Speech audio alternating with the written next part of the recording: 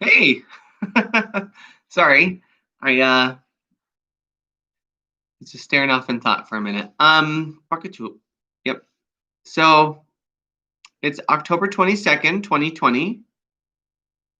And hey, welcome. It's October 22nd, 2020. It's 9:10 p.m.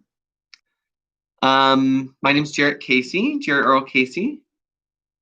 And I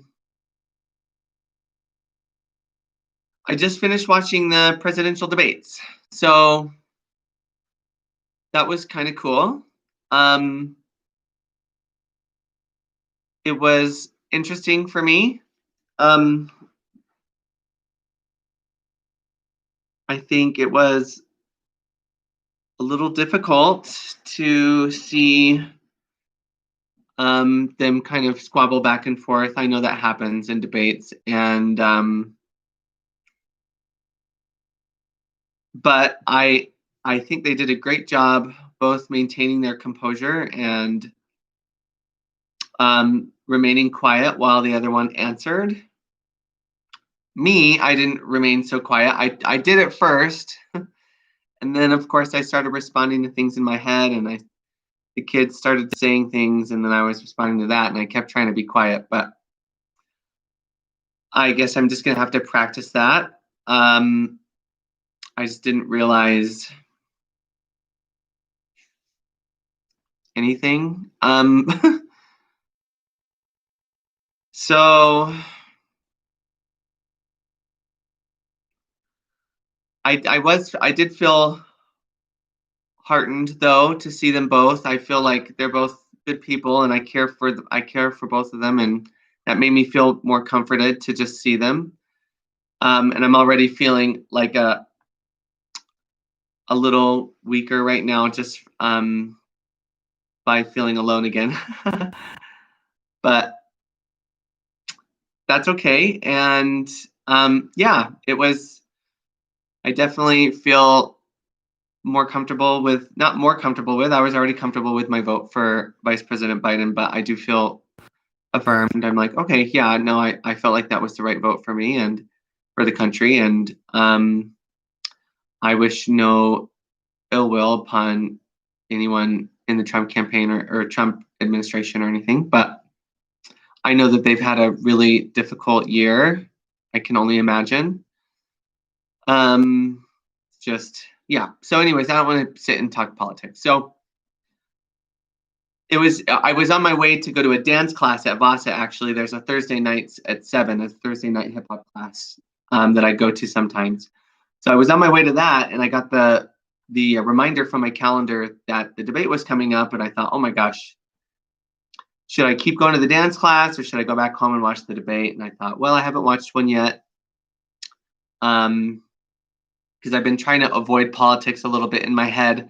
It's already so there's so much politics, and they keep getting mad at me for not being Republican or not being Democrat enough because I don't support abortion. And um, it's really hard. Um, so I just try not to do it, but I still get upset about certain issues, and they're seen as political issues. So then they're like, "You're getting too political." I'm like, "Well, it's just an issue that's going on." And then, of course, in my head, I'm like, looking to the president for like what I see as like what I want him to present himself in more leadership, and I don't see that, and then I get frustrated and I get angry, and um so anyways, I've been dealing with all that, and I didn't want to get political, so I was just avoiding everything. I watched the first day of the Democratic National Convention and the first day of the Republican National Convention, and then I stopped there because it was such a conflict and it was so controversial in my head with all these people. So I was like, okay, I just won't do it. But I did want to watch this one tonight, so I did, and it was an interesting experience. And I hope that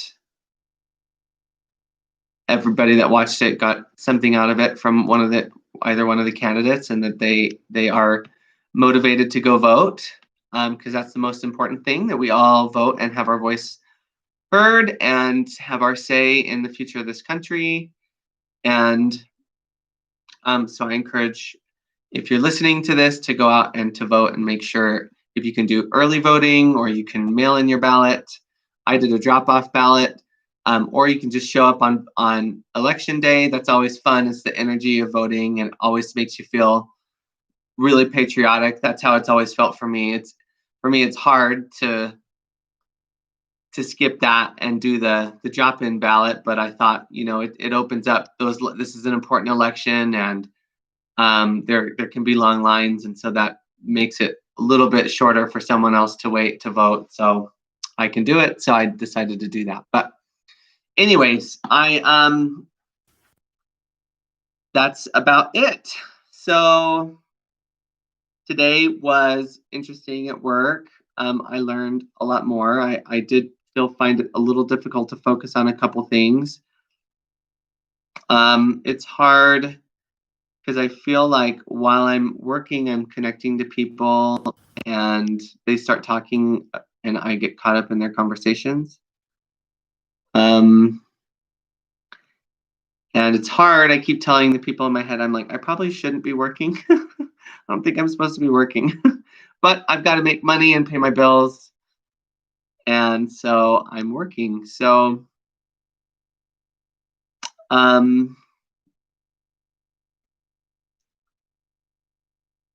so that's that. And yeah. So let's read the course. I don't know where I put it. Sorry. Here it is.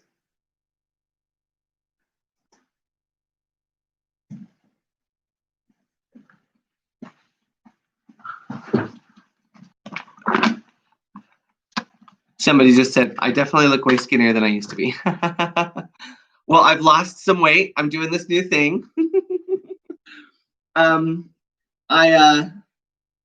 lost 15 pounds, about 15 pounds.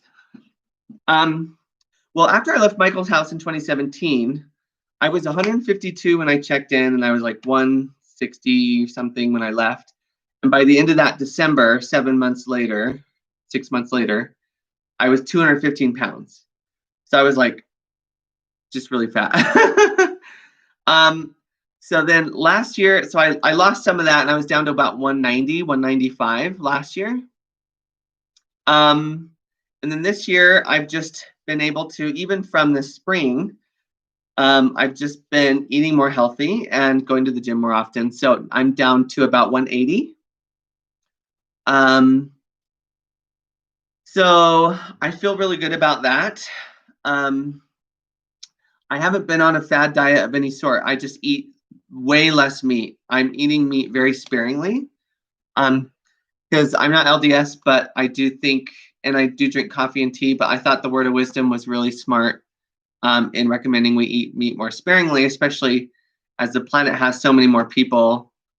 And especially beef is very water intensive. It's very resource intensive to produce beef. And with 7 billion people on the planet, if they're all eating meat, it just takes a lot of resources. So if we can eat meat more sparingly, it's not only healthier for us and our arteries and these things, but it can really help save a lot of resources for the planet. So I have just been doing that. So I rarely eat meat. Every once in a while I'll have a bite, or I'll decide to have something, but I'm pretty much, other than that, just vegan, vegetarian. But I just eat what I want. I do eat vegan fairly often. I think I ate vegan today, the whole day. So, but like yesterday, I was just vegetarian because I put poblano ranch on my salad that I usually have with oil and balsamic vinegar. But yeah, I'll eat pizza and carbs. I eat lots of carbs. But I have fresh fruits and veggies too, and it just works out. So that's how I've lost that weight. Anyways, so whoever that was that said that, thank you. because I was really like, I don't know if I'm ever going to lose this. Okay. Chapter 7, The Gifts of the Kingdom. Section 1, The Last Step. The creative power of God and his creations is limitless, but they are not in reciprocal relationship. You communicate fully with God as he does with you. Crazy people in my head. This is an ongoing process in which you share. And because you share it, you are inspired to create like God. Yet in creation, you are not in a reciprocal relation to God, since he created you, but you did not create him. I have already told you that only in this respect your creative power differs from his. Even in this world, there is a parallel. Parents give birth to children, but children do not give birth to parents. They do, however, give birth to their children and thus give birth as their parents do. If you created God and he created you, the kingdom could not increase through its own creative thought. Creation would therefore be limited, and you would not be co-creator with God. As God's creative thought proceeds from him to you, so must your creative thought proceed from you to your creations. Only in this way can all creative power extend outward. God's accomplishments are not yours, but yours are like his. He created the sonship, and you increase it. You have the power to add to the kingdom, though not to add to the creator of the kingdom. You claim this power when you become vigilant only for God and his kingdom. By accepting this power as yours, you have learned to remember what you are. Your creations belong in you as you belong in God. Okay, so somebody was expressing a concern that's saying, okay, if God has his creation and that's the kingdom of heaven and that's all that's real, and then we have this miscreation, which is we have the power of creation, but in our fear or doubt, or whatever it is, we have this kind of miscreation. So it seems real, right? I mean, we're all here, and this is pretty much real life to all of us. But the only thing that's real is the perfect creation of God, the kingdom of heaven, an existence without sin or suffering. That's what's real. So this is an illusion world. It's a miscreation, but it sure seems real while we're here. So someone was saying, if we're only going to be vigilant for God and his kingdom, then does that mean we don't care about this one? Well, that's not true. So if we're here, or we believe we're here, or we seem to be here, or it sure seems like this is real to us, right? Because it does. We can be vigilant for God and his kingdom here. And that helps us bring this miscreation into truth and helps us kind of become one with the kingdom or part of the kingdom, and enjoy in perfect alignment with the divine principles and eternal laws that govern the kingdom. And then we enjoy all of the blessings, literally the limitless blessings of God. So we can be vigilant for God and his kingdom, and we can do it right here, and we can help him we can help prepare him his kingdom on heaven. I'm sorry, on earth as it is in heaven, right? So and of course, in the spirit of equality and the diverse amount of people here on earth, you could just say that would be like a utopia, but it would be an existence with no suffering at all. So we can still be vigilant for God and his kingdom here, and that doesn't mean we don't care about where we're at here. It means we are doing it for the kingdom, and we're doing it for here, and we're trying to help bring here into perfect alignment with the kingdom, so everyone here can enjoy all the blessings of heaven. So because we'll be one with the kingdom, or part of the kingdom. The kingdom comes, and it's all the same thing, and it doesn't. Right now, it all seems different, and it won't. But just, yeah. So someone had a concern as we were reading that. They were like, wait a minute, if we're only vigilant for God and his kingdom, then what about ours here, right? So don't worry about it. So everything's good. We're it's all the same thing. We're being vigilant for the same thing. You are part of God as your sons are part of his sons. To create is to love. Love extends outward simply because it cannot be contained. Being limitless, it does not stop. It creates forever, but not in time. God's creations have always been because he has always been. Your creations have always been because you can create only as God creates. Eternity is yours because he created you as eternal. The ego, on the other hand, always demands reciprocal rights because it is competitive rather than loving. It is always willing to strike a bargain, but it cannot understand that to be like another means that no bargains are possible. To gain, you must give, not bargain. To bargain is to limit giving, and this is not God's will. To will with God is to create like him. God does not limit his gifts in any way. You are his gifts, and so your gifts must be like his. Your gifts to the kingdom must be like his gifts to you. I gave only love to the kingdom because I believed that was what I was. When you believe you are, what you believe you are determines your gifts. And if God created you by extending himself as you, you can only extend yourself as he did. Only joy increases forever, since joy and eternity are inseparable. God extends outward beyond limits and beyond time, and you who are co-creator with him extend his kingdom forever and beyond limit. Eternity is the indelible stamp of creation. The eternal are in peace and joy forever. To think like God is to share his certainty of what you are, and to create like him is to share the perfect love he shares with you. To this, the Holy Spirit leads you, that your joy may be complete because the kingdom of God is whole. I have said that the last step in the reawakening of knowledge is taken by God. This is true, but it is hard to explain in words because words are symbols, and nothing that is true need be explained. However, the Holy Spirit has the task of translating the useless into the useful, the meaningless into the meaningful, and the temporary into the timeless. He can therefore tell you something about this last step.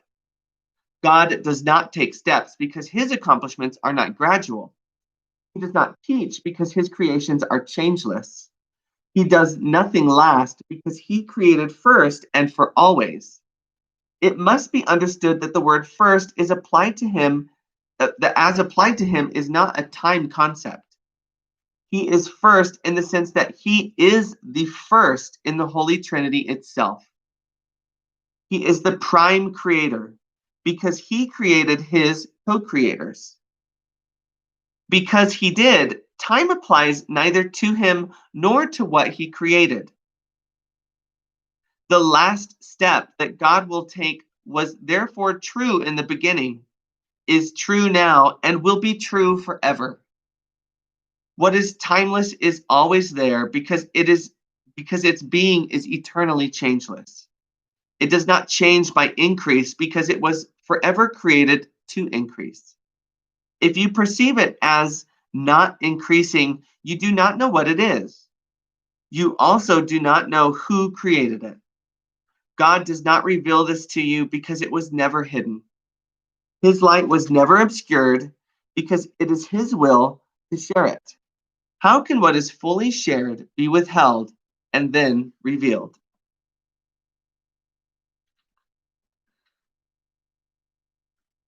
So basically, he's talking about the concept of extension, where when God creates, it's called the like from like principle. So if God creates something and God is perfect, then everything he creates is like him. So everything he creates is whole and perfect also.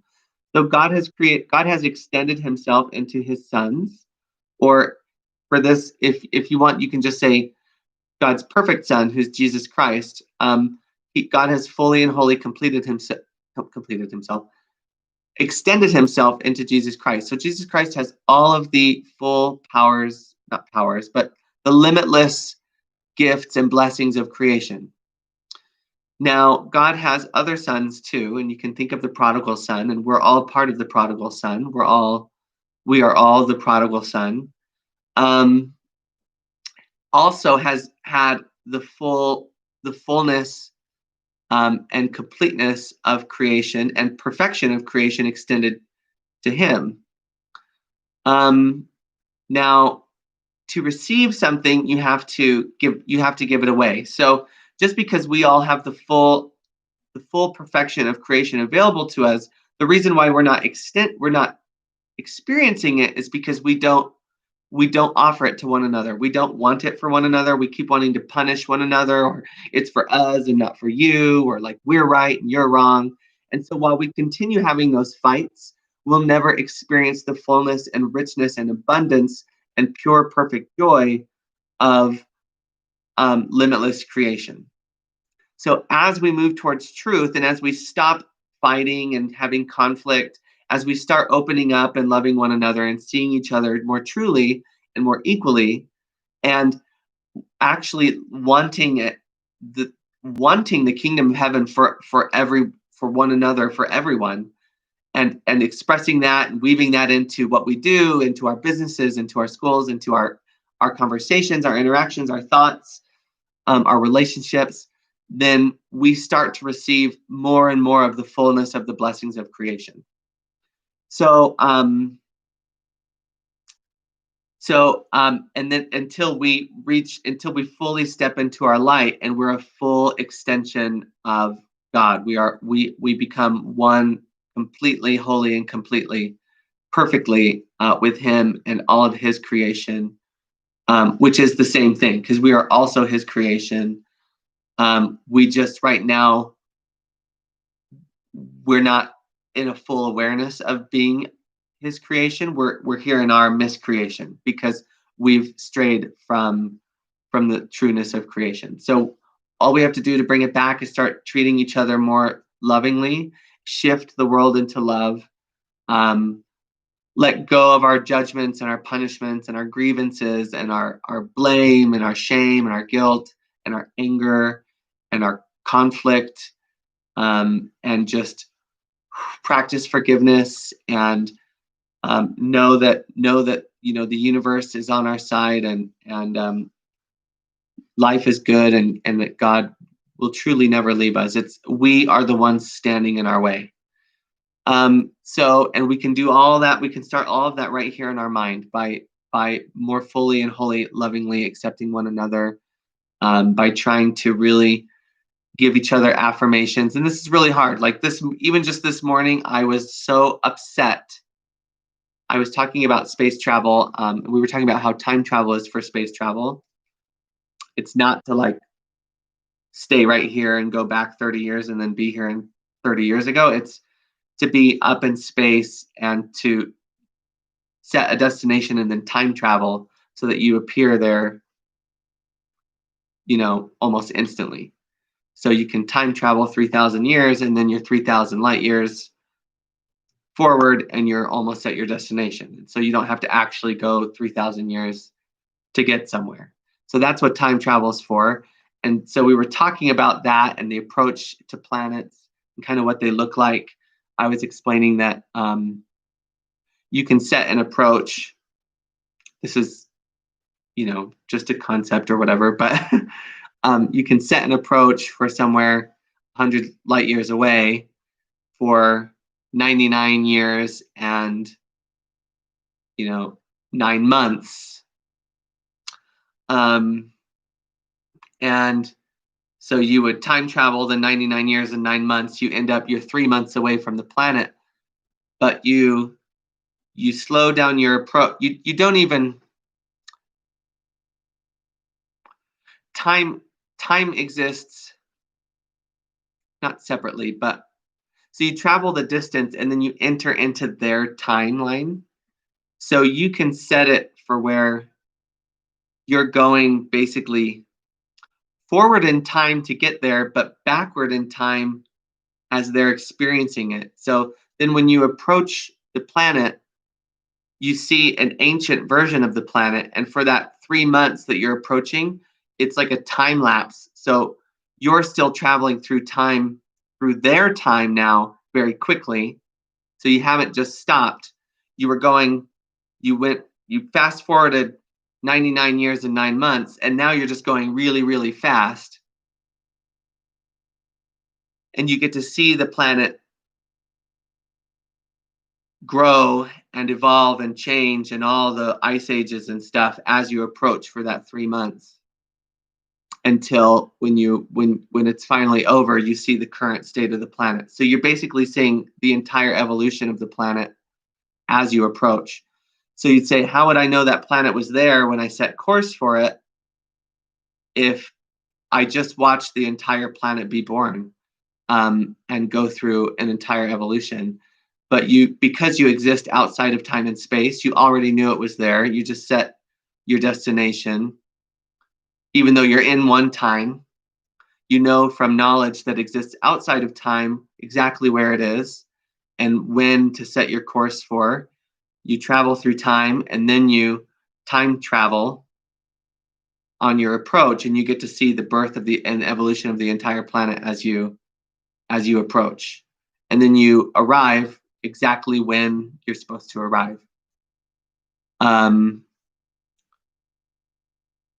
If that makes any sense. So it's a cool way to approach a planet because you get to see everything, and you get all the readings too. So you basically have, by the time in that 3 months, even though you already knew everything, you still get to observe it all. So you have knowledge, and then you have the actual record or observation and record keeping and stuff. So you can just get everything you need to know in those few months. I'm not making any sense, but anyways, that's the cool thing about time and space, which are all under Jesus Christ's direction. So literally, I think somebody was thinking that's impossible, but all things are possible through God and through Jesus Christ and all of Christ and all of the ascended masters who are one with him and who are all basically on the same page about creation and about love. So it's just a really cool, it's definitely possible. So don't believe that it's not possible, because if it weren't, then we'd have a problem, right? Then we'd be like, wait, it's not possible. So really everything is possible. It's just our refusal to believe it's possible, or our refusal or we know it's possible, but we only want it possible for us. We don't want it possible for like those people or whatever. So it's our lack of belief and our insistence on judging one another and denying one another blessings and love is the only thing standing in our way.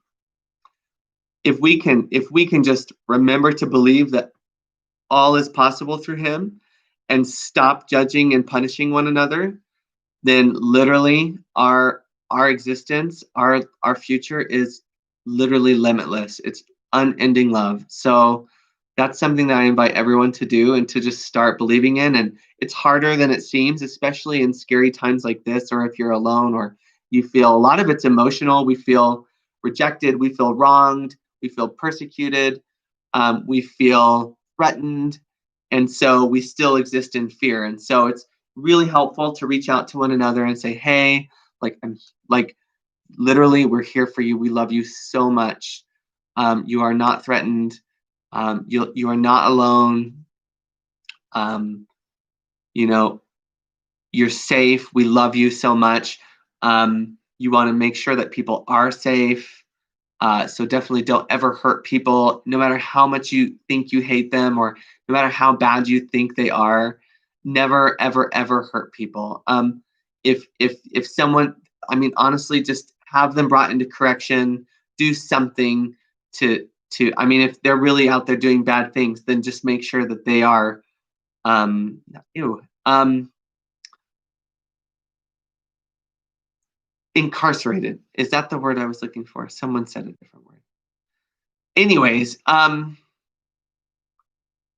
that sounds harder than it sometimes. It's like, yeah, that's exactly what I do. And other times it may seem like some place we're at or some people we know are just so far gone that there's nothing you can do. And I think that's why we have this connection to try and call out to one another, and to we should just utilize all the gifts that we have to try and make sure that we're being vigilant for the kingdom, and so we're vigilant for its principles and its characteristics. So we're being vigilant for safety and for justice and for equality. And so if you have this added awareness, that's exactly what you should be using it to do. And if you're scared or lonely or confused, just call out for love, and try and remember to choose peace and look for the joy and the truth, until the answer to that call arrives, whether it's in the form of a loved one or somebody that just wants to help or answer, or something. Maybe it's a leader or someone that wants to help. Just call out for love and wait for the answer and try and keep choosing peace.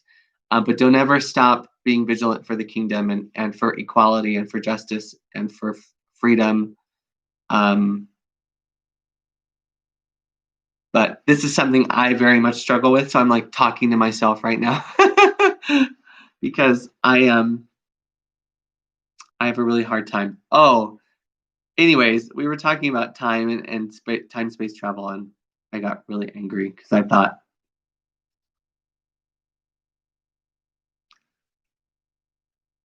with the awakening of the planet and with the emergent gifts of technology, it's just so important now more than ever that we heal our planet, that we heal our relationships, that we correct our misguided behaviors of judgment and punishment of one another, that we really start to grow closer and closer to our principles of peace and justice and equality, and that we foster joy and safety and comfort and blessing. So I was just getting really upset at perceiving so much inaction and uncaringness in the world. And I'm like, oh man, combined with the awakening of the world and the technology that's developing, it could just be so scary, and it could just really turn into something really terrible if we don't heal our mind and really help one another. So I lashed out in my mind, but I did apologize, and I do apologize now, and I feel much better. I'm just trying to stay positive. I'm just so scared. I feel so isolated, and I feel very emotionally fragile. But I'm just going to keep going, and sometimes I'm hopeful. I was just hopeful watching the debate, even though I was like, oh my gosh, this is kind of a crazy debate. But I felt connected for a minute, as embarrassing as it was. But now I feel fragile again. Even talking about this, I'm trying to remain positive, and I'm like feeling this daunting concern, worry, I guess, fear, just fear. I'm just feeling fear. But I'm going to keep going, and